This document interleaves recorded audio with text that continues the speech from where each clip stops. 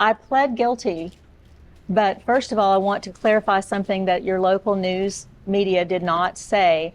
They said there was a plea deal, and they said that all 64 charges were dropped in exchange for my pleading guilty to a false statement to the FBI. That's totally false. All those charges had already been dropped. We were about to go to trial in February of 2023, which was last year. And there were only 2 charges left. There was a conspiracy charge that said that James Finch and I had entered into some type of conspiracy for his work in Lynn Haven. And the second charge was a bribery charge stating that he had given me a motorhome in exchange for this conspiracy that I had entered into with him. So those were the 2 charges that were left. And the plea, there was no deal, because what was sort of hinted at was that maybe because they were getting me to plead guilty that I was going to turn as a witness against James Finch, which is generally what a plea deal is about. Mm-hmm. So there was no plea deal, there was just a plea. There was a guilty plea. Mm. The news media also said that I pleaded guilty to lying to the FBI. It may sound like semantics, but law is all about semantics. It's all about words. It's all about sentences. I pled guilty to the charge of a lie to the FBI. And if you've watched the news in recent months, it's very similar to the case of General Flynn. General Flynn thought that he was helping with an investigation, which is what I thought that I was doing, and we'll get to that as we tell the story. But the night the FBI came to my house, they did not tell me that I was under oath. They did not tell me that what I said could be used against me. And they certainly didn't tell me that just because I said something that was the truth, that they could later say it was a lie and it would become a lie.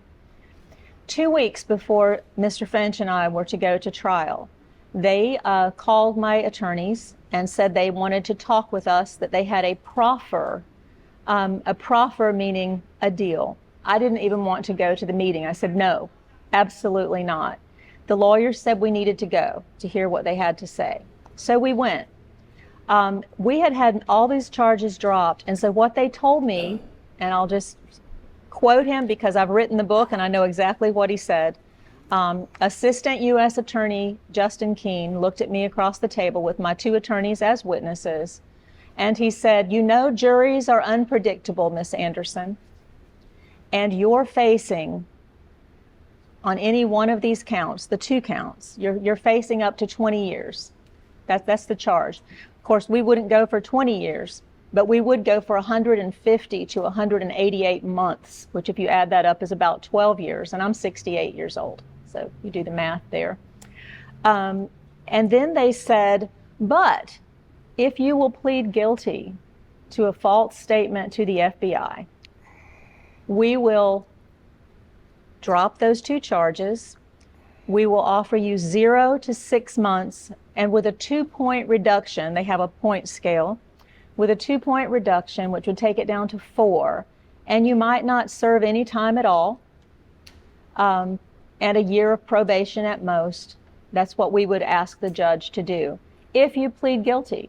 And so my 2 attorneys had told me to say nothing in this meeting, that I was not to say, I have not said anything for 4 years. I said, say nothing. And I had a yellow pad that I brought with me to write on, just to keep busy. And I wrote no in big letters, and the attorney put his hand over the big no that I wrote. And the other U.S. attorney never would make eye contact with me as Mr. Keene spoke. And then he said, you don't have to make your decision today. You can think about it. This was on Thursday. He said, well, you can wait until Monday, and we're 2 weeks away from trial. And he said, but you're going to be facing 2 trials. He said, because if you and Mr. Finch walk out of this trial on February 27th acquitted, as soon as you come out onto the courthouse steps, we're going to bring back the charges against you for ECS and world claim, which we'll get to later, and we will indict you again. I had been indicted 4 times at this point. It was almost 5 years of my life since this all started. And I was just so upset and so angry, thinking that I had no reason not to believe them. And people will say, well, and actually when I was in court, the judge said, were you coerced? Were you threatened? so I'm not going to say that out loud. I was not coerced or threatened because I knew what I was doing. And they also told me exactly what they were going to do, and I had no reason to doubt them since they had indicted me 4 times already. If they were to have indicted me again, assuming that James and I were acquitted on the 27th, I would be looking at another 2 or 3 years probably of fighting them with the attorneys. And I want to say very publicly, I wanted to say it at the beginning, James Finch and I have been friends since childhood. And no one counted on him standing beside me the way he did. He's the best friend that anyone could ever have in this life. And he spent almost $1.5 million standing beside me and defending me. And people made all kinds of ugly comments about that.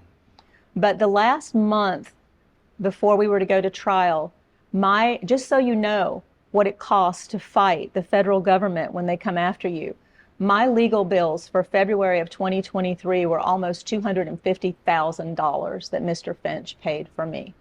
And I could not see this going any further. I had reached a point mentally, emotionally, my family, I can't even describe it to you, 5 years of it. And they told me not to discuss it with anyone. My attorney said, don't go talk to you, don't tell James Finch about this, don't tell anyone about this, this is your decision. Well, as soon as I got in the car, I called James Finch. All the way to Panama City, I talked about it to him and I said, this is what they're dealing. I was yelling on the phone, I was so angry and so upset. And we talked about it. And I will tell you that he told me if I wanted to keep fighting, that he would stand beside me. But he said to me, you need to be out of this.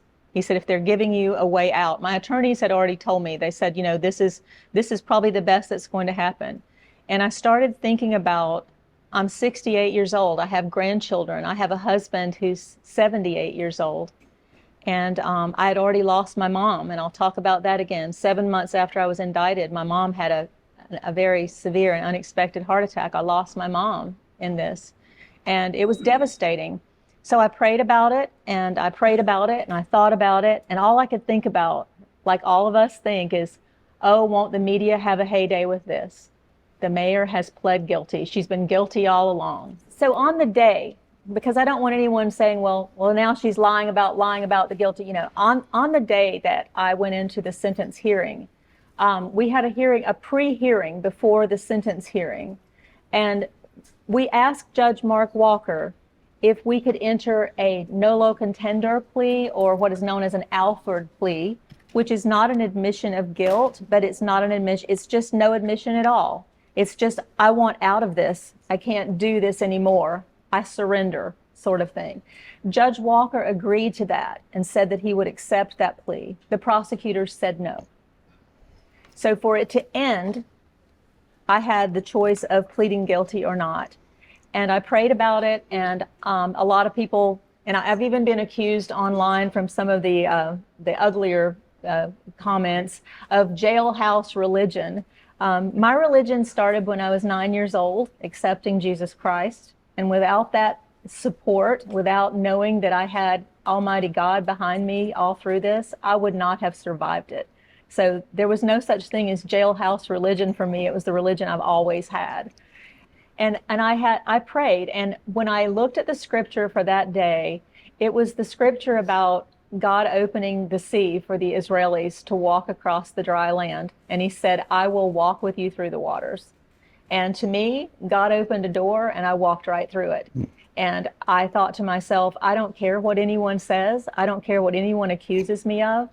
I know that I'm not guilty. And the prosecutors know that I'm not guilty.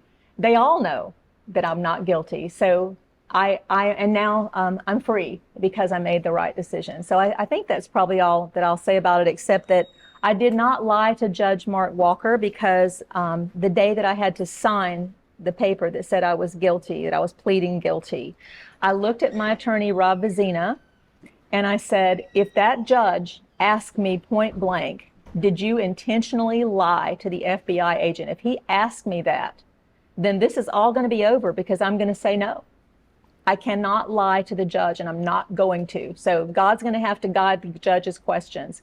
And that judge never asked me that question. You can read the sentencing hearing. It never came up. He asked me did I understand what I was pleading guilty to? And I said, yes, I'm pleading guilty to a false statement to the FBI. That's right. And that's what happened. So I think probably most of the people in this room experienced the same thing that I did in different ways if they were here for Hurricane Michael.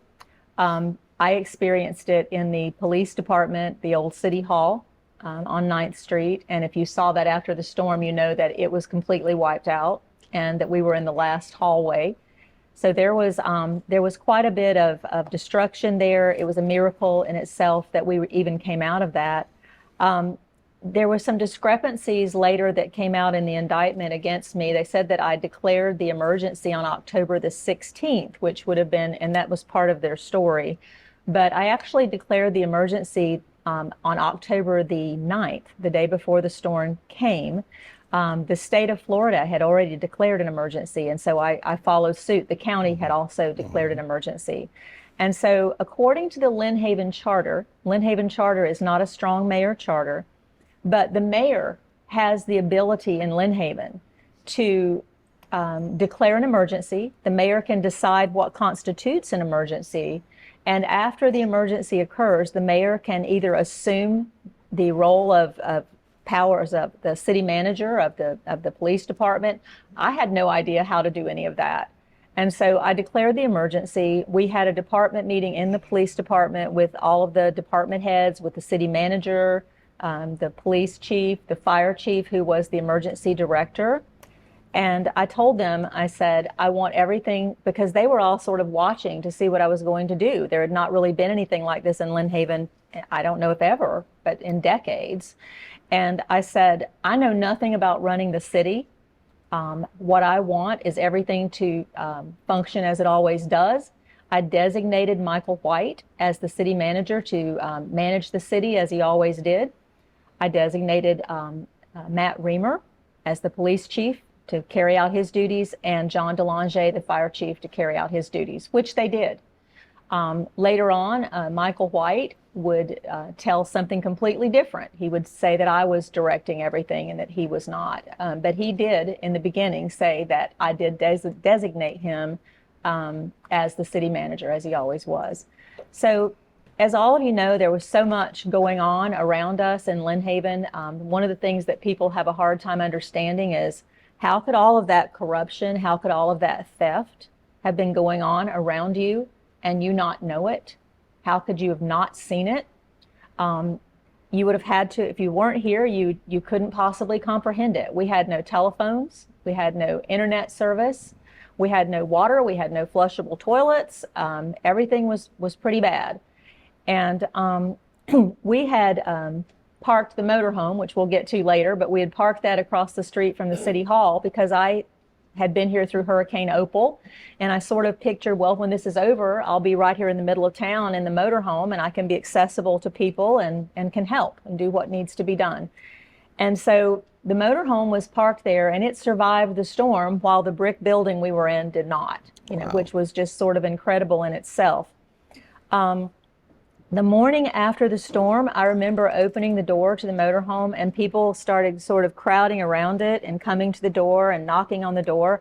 And the first woman that knocked on the door was crying, and she had a baby with a dish towel on it for a diaper.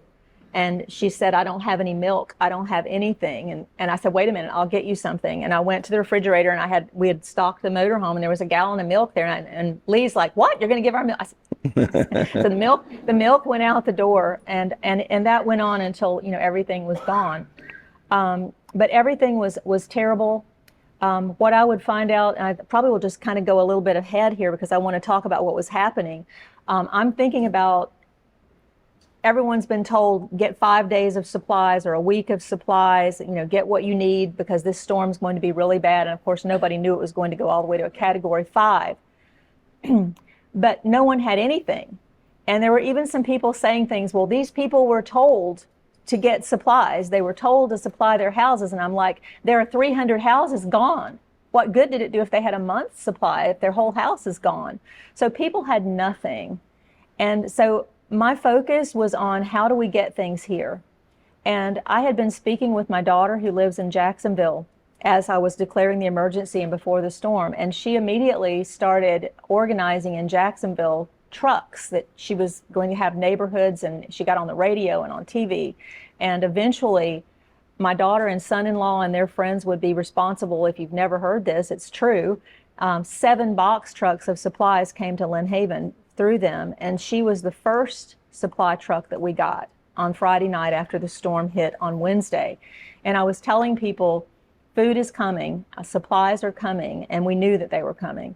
So when they arrived on Friday night with the supplies, the first thing that I remember saying was, or having the conversation, we've got to get these supplies to the people. I don't know how, it had been 2 days, you know, people had nothing. And we had moved, I'm kind of getting ahead of myself, but we had moved to Sutherland Event Center, which of course was Sutherland Funeral Home.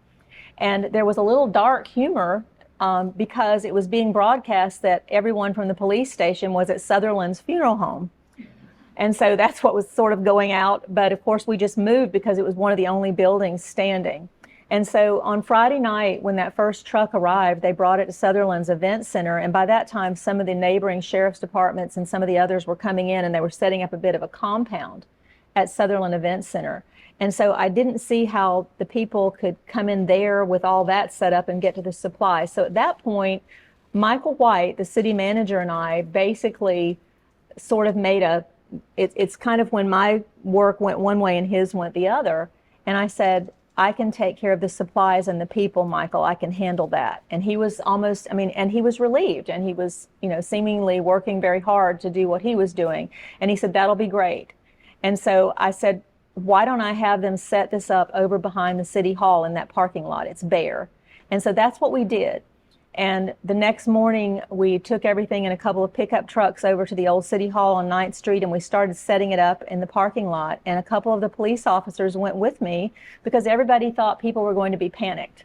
We don't know what they're going to do when they see this whole truckload of supplies. And it was the most amazing thing ever. People lined up.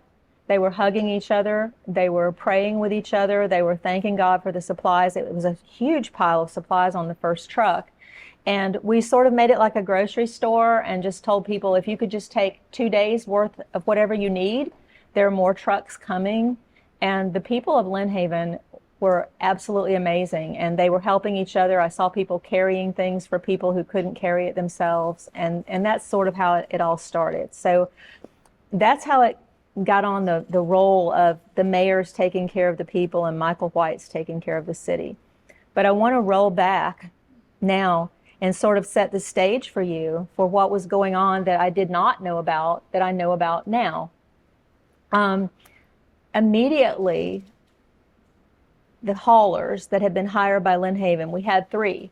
We had Ashbrit, Crowder Gulf, and Sirius. These 3 debris haulers had been hired by the city. National debris haulers, yes, that come here, yes, and then they hire subcontractors like GAC or, yes, but these are 3 big national companies that come in, yes, because about $350 million ended up flowing through Bay County. Does it look like it? So under blue skies, cities are required to make these contracts so that you can't suddenly, under emergency conditions, make a contract with your buddy. That's why it's set up that way. So these 3 haulers were set, and so Michael White is carrying on the negotiations, bringing them in, telling them, where to set up, etc. On the first or second day after the storm, I don't recall which, but within 48 hours, Michael White came to me, and what he said to me was, I'm going to let Sirius go. I've got Crowder Gulf, I've got Ashbrit, and we can save money by having only 2 haulers. I'm going to let one go. Well, if I had known then what I know now I know everything about pits and haulers and debris now. I could go to work for James Finch. I know exactly how it all works because we've been through so much of it. But I knew nothing then. I knew nothing about it. So when Michael said we could do without one of those haulers, they'd told me we had $30 million worth of debris to remove. And I knew our city was going to be in a precarious position.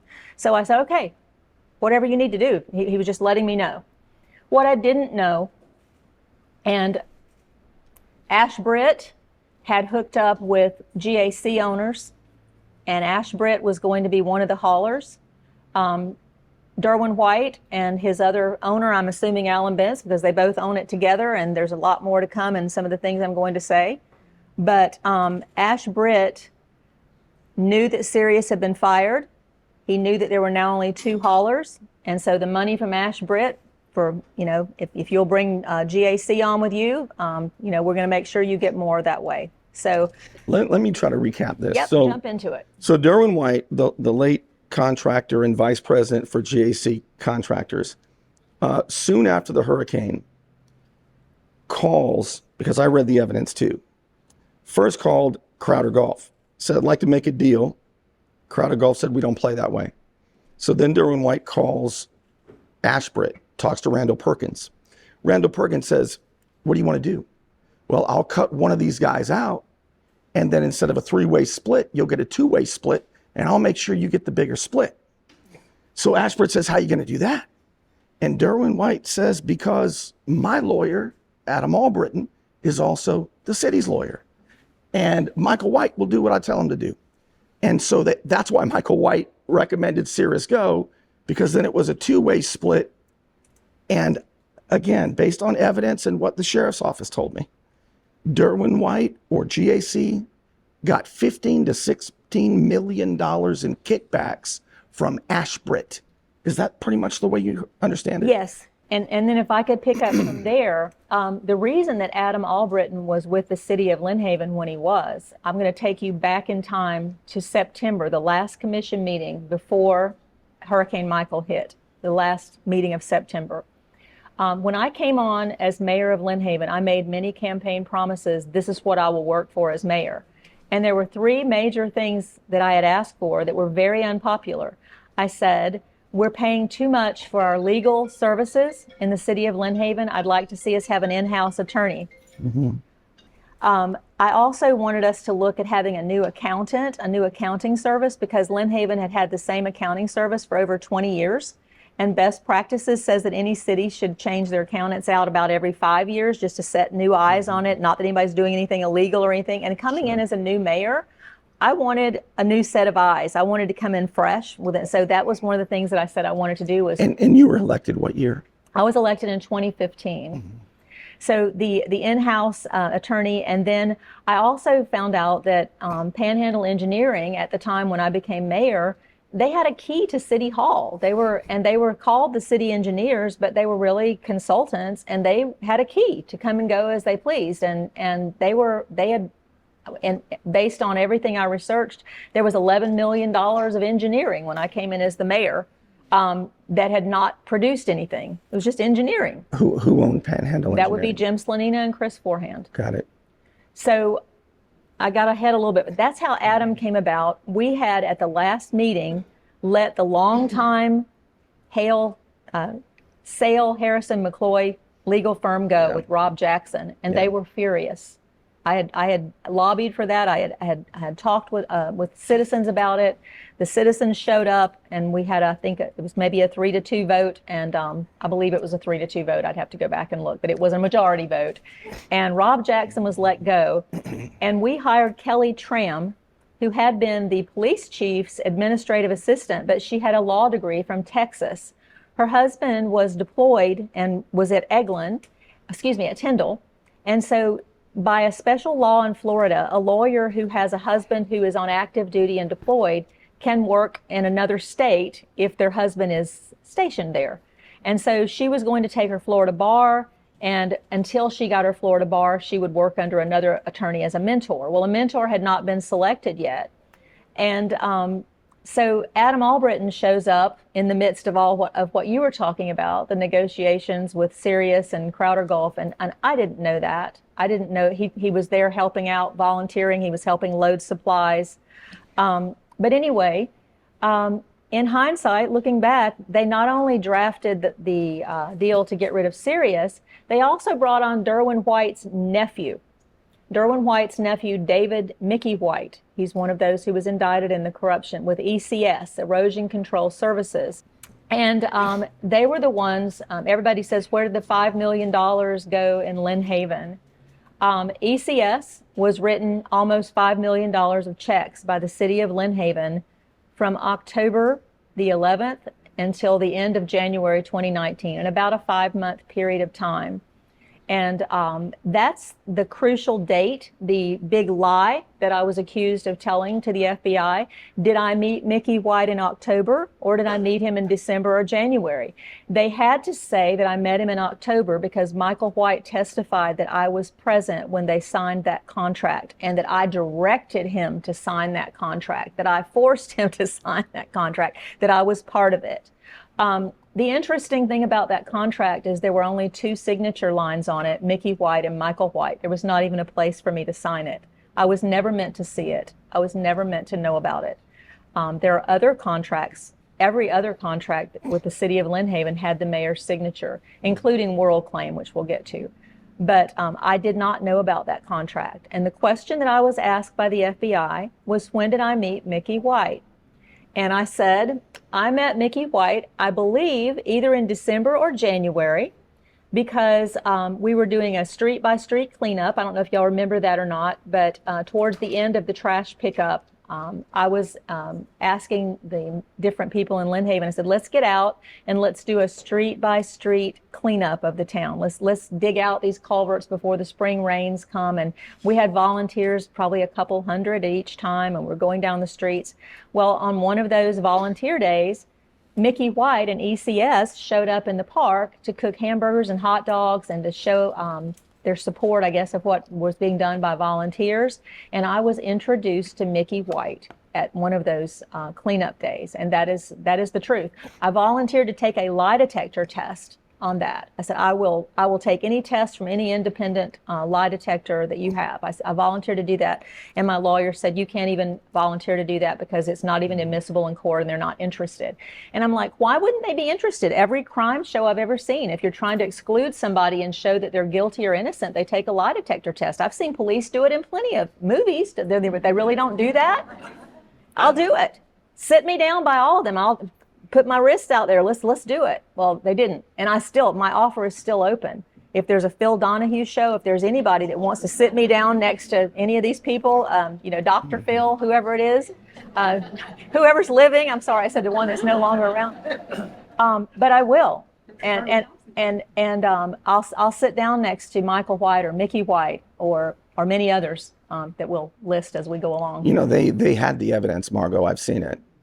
They knew that Derwin White had made that deal with Randall Perkins, who owns Ashbrit, a national hauling company that's going to come back into this story a lot at some point.